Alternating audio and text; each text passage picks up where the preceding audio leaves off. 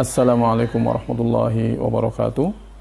Sahabat muslim dan muslimah yang dirahmati Allah, saya akan sampaikan sekarang tahsin surah Al-Fatihah.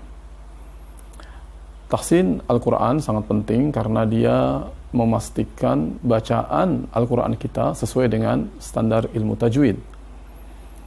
Tahsin surah Al-Fatihah lebih penting lagi. Kenapa? Karena Al-Fatihah kita tahu adalah salah satu dari rukun solat, di mana tanpa baca surah Al-Fatihah solat tidak sah.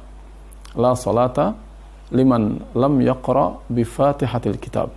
Demikian kata hadis Nabi, sehingga hukum membaca surah Al-Fatihah itu wajib di dalam solat. Nah, bagaimana pemenuhan terhadap rukun ini? Para ulama ketika bicara tentang misalnya rukun yang bersifat fi'li kayak sujud maupun ruku', mereka mengatakan as-sujudu ma'at tuma'ninah war ruku'u ma'at tuma'ninah. Artinya pemenuhan rukun sujud dan ruku' misalnya itu harus disertai dengan tuma'ninah. Kalau asal ruku', asal sujud tidak secara otomatis bisa memenuhi rukun ini. Surah Al-Fatihah adalah Al-Quran yang di sana ada hukum-hukumnya, ada cara bacanya yang benar. Agar rukun ini terpenuhi, maka kita harus membaca Al-Fatihah juga sesuai dengan aturan-aturan ilmu tajwidnya. Baik, oleh karena itu saya akan mencoba menyampaikan apa-apa saja yang harus diperhatikan di dalam kita membaca surah Al-Fatihah. Tentu surah Al-Fatihah yang pendek itu tidak membutuhkan seluruh ilmu tajwid. Ada sebagian saja, dan sebagian inilah yang akan saya sampaikan sebagai teori terlebih dahulu, agar nanti kita prakteknya sudah berlandaskan ilmu tajwid. Ada 3. Yang pertama adalah soal mad. Mad itu artinya panjang. Dalam huruf-huruf hijaiyah, huruf-huruf bahasa Arab, ada yang namanya huruf mad. Ada 3, yaitu alif, ya, dan wawu. Alif adalah huruf mad untuk harokah fathah. Misalnya, la. Kemudian ya untuk harokah kasrah. Misalnya, li. Kemudian wawu untuk harokah sebelumnya dhammah, yaitu lu. Itu adalah huruf-huruf mad. Sehingga lam dalam hal ini, karena dia dibaca panjang, disebut sebagai al-harful mamdud, atau huruf yang dipanjangkan. Baik. Nah, mad itu dibagi 2. Secara global, ada mad tabi'i dan mad far'i. Mad tabi'i itu artinya adalah mad yang asli, mad yang standar,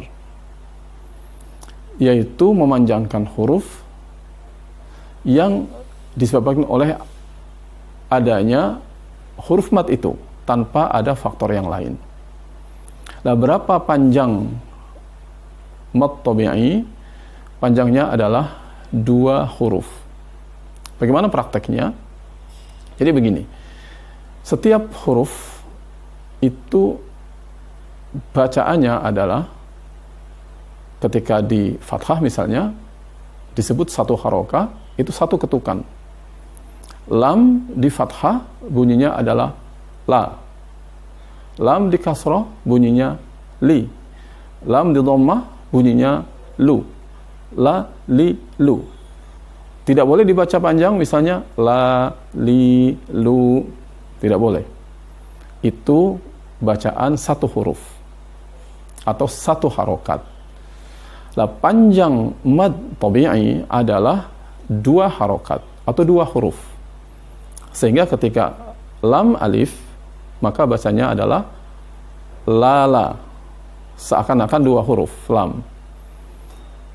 Yang kita ambil di sini bukan soal bunyi la-nya, tetapi temponya. Maka bisa disebut dengan la, atau dilangsungkan la. Itu lam alif. Kalau lam ya, maka li, Kalau lam, waw, maka lu tidak boleh lebih panjang dari itu. Jadi kalau kita membacanya misalnya la, itu sudah kepanjangan karena dia lebih dari 2 huruf. Kalau dibaca li, itu kepanjangan karena ini berarti 3 huruf. Demikian juga dengan lu, itu maka kepanjangan karena ini lebih dari 2 huruf. Sekali lagi, mad tabi'i panjangnya adalah 2 huruf saja atau 2 harokah. Baik, itu mad tabi'i. Kemudian yang kedua adalah mad far'i. Mad far'i adalah mad yang dari mad tabi'i tadi, tetapi ada unsur yang masuk yang membuatnya panjangnya menjadi lebih dari 2. Lebih dari 2 harokah atau 2 huruf. Di dalam surah Al-Fatihah, selain mad tabi'i, dan itu paling banyak, ada mad far'i. Yang pertama, mad far'inya adalah mad arid lis sukun. Mad arid lis sukun. Mad ini ada di ujung ayat ketika kita berhenti. Misalnya ketika kita berhenti membaca Alhamdulillahirabbil alamin. Nah, min di situ itu panjangnya dari 2 sampai 6 harokah atau 6 huruf. Boleh dibaca 2, Alhamdulillahirabbil alamin. Itu 2 saja. Atau 4, Alhamdulillahirabbil alamin. 4. Atau sampai 6, Alhamdulillahirabbil alamin. Itu namanya mad arid lis sukun. Ada pada ujung ta'awud, ada pada ujung basmalah, termasuk ujung di semua ayat di surah Al-Fatihah. Kemudian yang berikutnya, mad far'i yang ada dalam Al-Fatihah adalah disebut mad lazim kalmi musaqqal.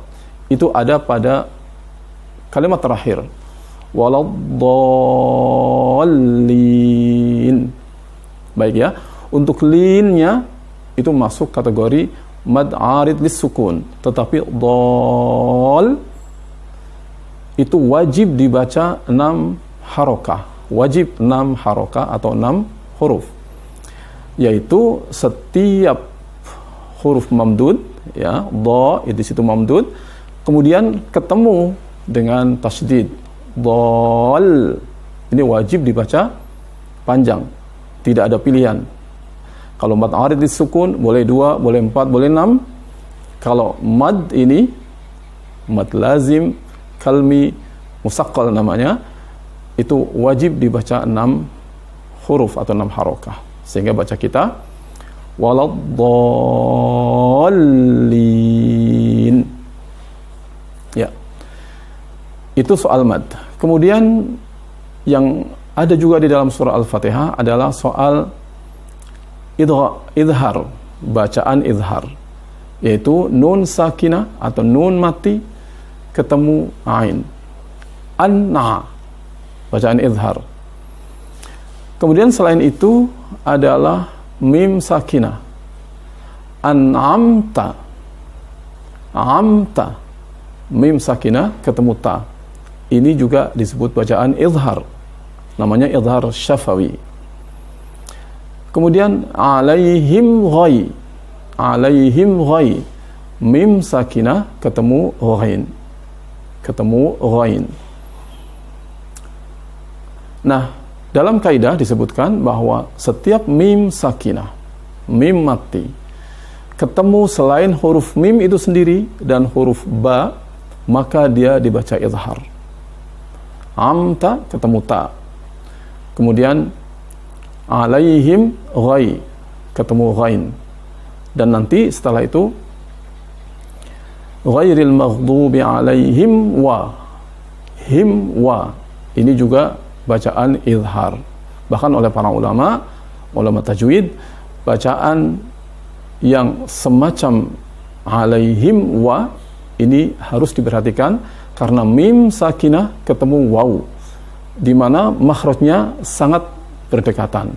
Potensial untuk terjadinya pengucapan wa tidak utuh. Sering dibaca alaihi wa. Makanya harus jelas alaihim wa. Huruf wawu dan huruf fa. Tetapi di Al-Fatihah tidak ada. Baik ya, itu adalah ilmu-ilmu tajwid yang harus kita pahami di dalam membaca surah Al-Fatihah. Untuk prakteknya kita akan lakukan nanti insyaallah di video yang akan datang. Assalamualaikum warahmatullahi wabarakatuh.